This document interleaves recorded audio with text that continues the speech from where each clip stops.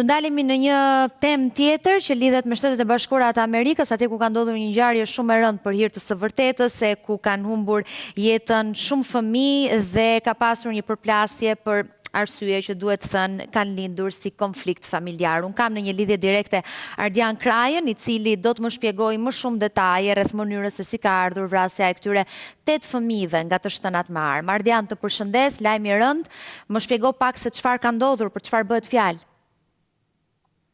Përshëndetje, faleminderit.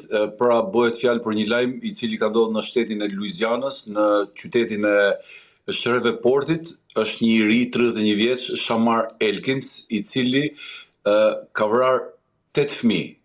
Ndër këto 7 fëmijë ishin fëmijët e tij edhe një fëmijë ishte i një personi tjetër. Ngjarja filloi kur ai në shtëpinë e vet vret ose e plagos bashkëjetuesen e tij dhe pastaj ikën në ambientin tjetër ku jetonin fëmijët e tij. Me sa duket edhe ashtu është një agravim i një procesi, një brenda familjes, është ngjarje shumë e rëndë.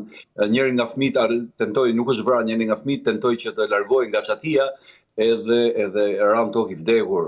Pastaj ky arriti të merrte një makinë me grabitje edhe u largua, por policia e gjeti edhe e ekzekutoi në vendngjarje.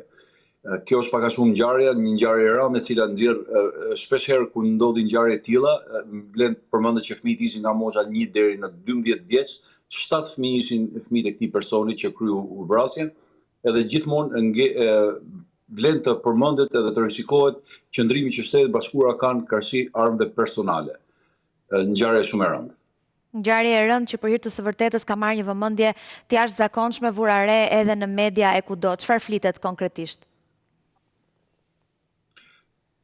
Një ndër krimet familjare, me fjalë në vitin 2026 është krimi më i rëndë që është bërë deri tani në Shtetet Bashkuara të Amerikës, edhe akoma nuk ka ide se pse u zhvillu ky krim, si rrodhën ngjarjet, por brenda një nate të vritën 8 fëmijë në këto kushte, e gjithë Amerika u zgjua e shokuar të dielën mëngjes.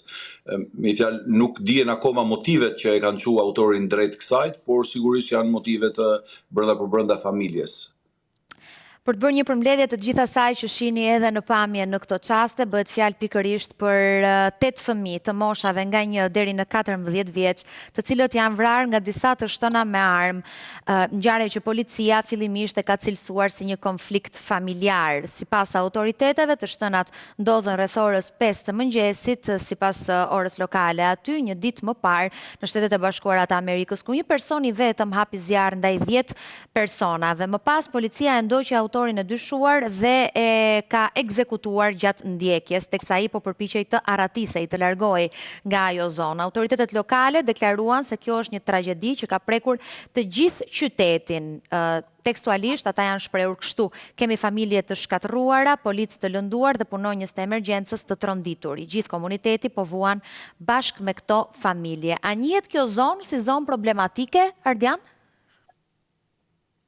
Jo, nuk është, në përgjithësi kjo është një zonë e qetë, nuk është se njihet si zonë problematike, ndërsa ky si individ ishte i dënuar edhe herë tjera për këtë posedimin e armëve të gjahut, si e thonë, edhe kishte probleme me drejtësinë, edhe pikërisht për këtë probleme kishte problemin me drejtësinë. Nuk e di, ndoshta mund t'i kenë heqë të drejtën e armëve, gjëra të cilët po heton edhe do dalin më mbrapa, por diçka kishte sepse ishte i dënuar pikërisht ky person. Por qyteti nuk është se njihet për tilla ngjarje. E kuptoj, dhe diçka e fundit, reagimi më njëhershëm nga forcat e policisë. Nëse ma thekson dhe njëherë tjetër si u vënë në dieni të rastit, si ka qenë ndërhyrja e tyre dhe ndjekja që i kanë bërë autorit? Ajo që ndodhi ishte sepse në fillim ishte në shtëpinë e vet ku plagosi rënd, pothuajse ai la për të vdekur bashkëjetuesen e tij dhe pastaj u largu nga ajo shtëpi dhe shkoi te shtëpia tjetër ku jetonin fëmijët e tij. Pra ishte një ngjarje që ndodhi në disa lokacione, nuk është se ishte vetëm një lokacion. Edhe shpesh herë sa herë dëgjohen zhurmët e armëve, amerikanët kanë një diçka që ngrenë telefonat, njoftojnë policinë, këtu ka të shtëna etj edhe aty policia u vu mbrapa sepse u kuptu rrjedha e ngjarjes dhe dinamika e cila po merrte. si duket ka shku te shtëpia e ish gruas tij dhe atje ka qellu 7 fëmijë e vet, me fjalë. Ishte ngjarje që ndodhi në 2 location, jo vetëm në 1 lokacion.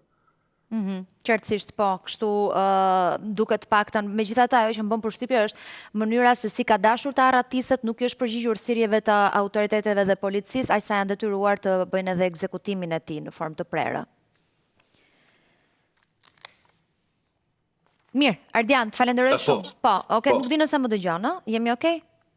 Po, të dëgjova, ajo ishte përfundimi ishte me ekzekutimi, fjalë pasi nuk ju përgjigj thirrjes policisë për të ndaluar. Ngjarje mjaft e trisht, e hidhur, si për ky djalë i cili ishte vetëm 31 vjeç, një familje jetore me 8 fëmijë është tragjike. Të falenderoj shumë Ardian, edhe më vjen keq që u desh të lidheshim së bashku për një temë kaq të rëndë edhe të vështirë për të diskutuar edhe raportuar. Faleminderit shumë për prezencën tënde edhe prej së largu. Falenderoj. Mirë, ne kemi mbritur në fund, ju pas pak do të jeni me edicionin informativ në Top Channel, teksa së bashku do shihemi sërish nesër në të njëjtën orë në Shqipëria Live. Kalofshi mirë.